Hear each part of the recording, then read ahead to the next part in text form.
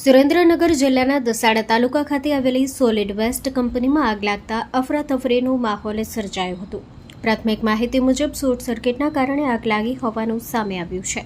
જાણવા મળતા મુજબ આ કંપનીની તાજેતરમાં જ શરૂઆત કરવામાં આવી હતી અને આગની ઘટના બાદ થોડા જ સમયમાં આગે વિકરાળ સ્વરૂપ ધારણ કર્યું હતું અને ધુમાડાના ગોટે ગોટા આકાશમાં ઉડતા જોવા મળ્યા હતા।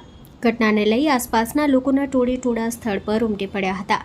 આગની જાણ થતાં મારુતિ સુઝુકી ફાયર ટીમ તેમજ અન્ય ફાયર ટીમો તાત્કાલિક ઘટના સ્થળે દોડી આવી હતી અને ભારે જહેમત બાદ આગ પર કાબૂ મેળવવાનો પ્રયાસ હાથ ધર્યો હતો। આ ઘટનામાં લાખો રૂપિયાનું નુકસાન થયાનું અનુમાન વ્યક્ત કરવામાં આવી રહ્યું છે। જોકે સદનસીબે કોઈ જાનહાનિ થઈ નથી। ઘટનાની જાણ થતાં દસાડા તાલુકા પ્રાંત અધિકારી મિલન રાવ, મામલતદાર હરેશ અમીન, ટીડીઓ સંજય ઉપલાણા તેમજ દસાડા પોલીસ ઘટના સ્થળે પહોંચ્યા હતા। Story report by Minhaj Malik, Surendranagar.